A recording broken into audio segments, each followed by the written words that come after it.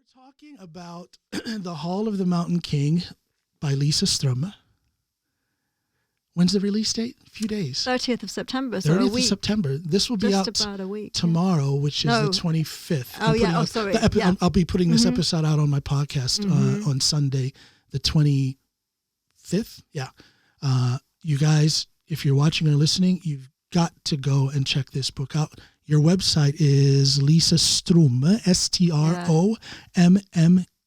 okay, .com. Yeah. Go there. That's where you'll find all the information on where to get this. I want this to blow up. I want this to. Thanks. This. Yeah. So, did you ever feel like you had to stop? Did you ever feel like this wasn't working? Or was it smooth the whole way? That particular novel or being a writer? This one right here. That was one of the smoothest. Really?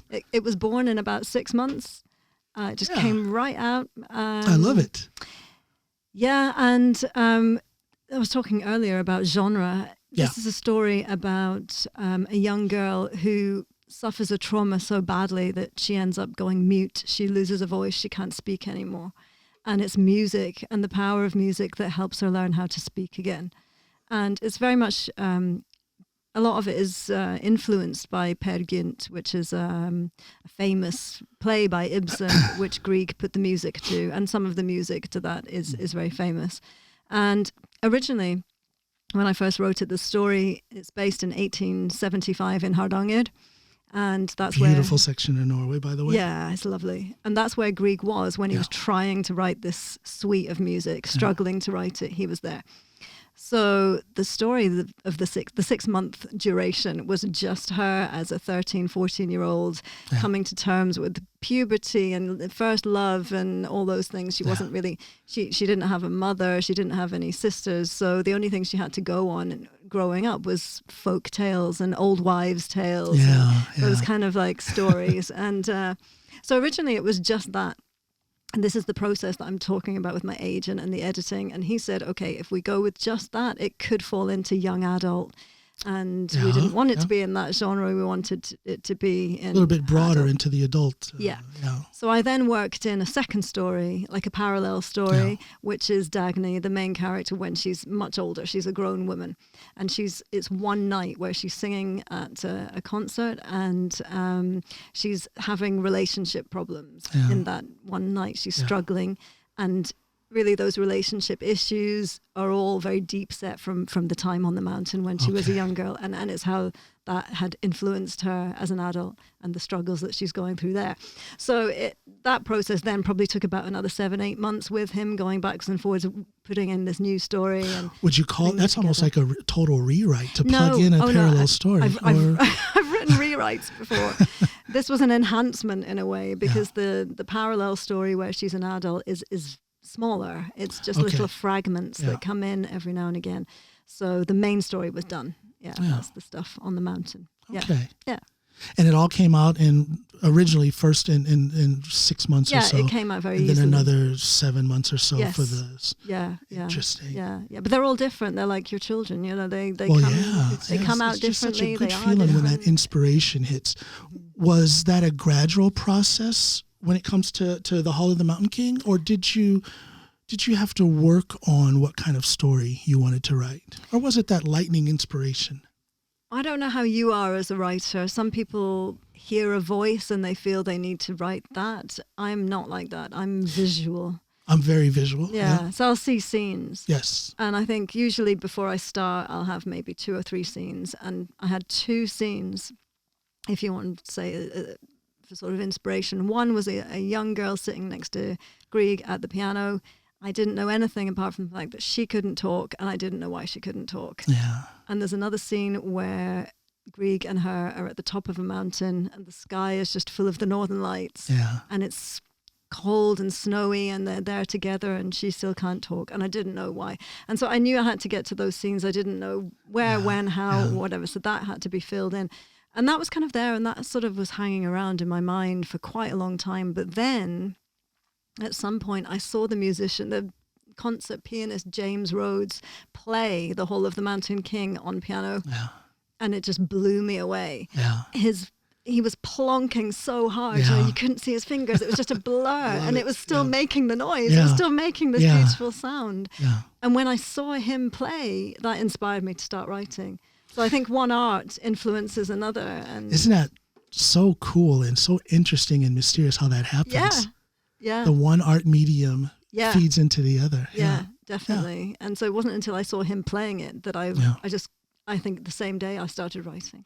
That's such a good feeling. And I think a good artist is open to those spontaneous moments of inspiration. It could be, everybody talks about how horrible TV is, and don't watch CNN and things like that. But sometimes I'll hear a news commentator say something, and it's not necessarily that what he or she said was deep, but the subject around which they are speaking is so deep, and there's a song in that. You know what I mean? And and I'm not saying I'm a great artist, but I am always open for that spontaneous inspiration, and it's usually a visual thing. Pictures will start coming up in my head, and I just put it onto words, and hopefully it works itself out. Yeah. It's a very mysterious process. Do you have a next book in mind already, or are you still immersed in your current project? I mean, it's not even released yet, but sometimes you'll hear, I know this happens in music, by the time an album is released, the next album is halfway written. Yeah, that's exactly the way. I mean, given that I finished this 3 years ago, I have another novel that's currently out with publishers, and I've started writing another one now. So, and this one is set in 1030 at the end of the Viking era. So completely hello different. Research. Hello research. Exactly. And honestly, for the first time ever since living in Norway, I'm quite looking forward to the winter so that I can just really get into the research and huddle in and start getting on. Maybe. Do you think it'll hurt you? Because again, the experts are so preoccupied with genre. How are we going to market? It depends. How is Lisa Strømme going to be marketed? What kind of a writer is she? Is she, I mean, I have started a book about creativity and the creative process and writing and things like that. I'd quite like to finish that at some point. But in terms of genre in fiction, I can't imagine ever moving out of my genre because I love it so much. Historical fiction for me is the only thing I will ever write because contemporary stuff just doesn't do anything for me. So I'm a complete, I call myself like an obsessive compulsive historian. It's part of my soul.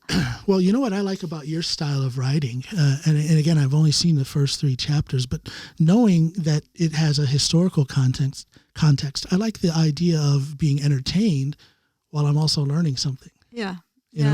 There's something about that style of about your style of writing that stimulates the desire to learn something. I might pick up. Well, we don't pick up history books, don't we? We Google things now. I might Google a reference. I might get curious about a certain aspect of Grieg, or the Peer Gynt story, and I might jump on Google and explore it and learn a little something, which may lead to something else. That's very attractive in your style of writing. That's nice to know. Yeah, hats off to you for that. Thanks. It's And again, I've only seen read the first 3 chapters. Let me hold this up again for the camera. Spot the troll. Spot the troll. Do you see the troll? No, not me. Let me hold it off.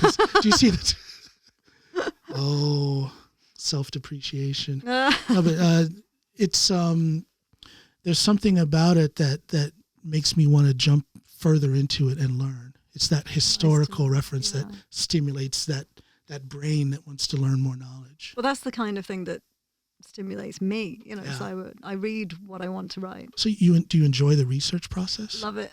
Absolutely love it. It's probably not even work to you. If you have a genuine curiosity for history, it's not work. It's fantastic. You're just feeding your own desire. Yeah. And I mean, like when I was researching Munch, that was just fabulous. Going to all these places where he was.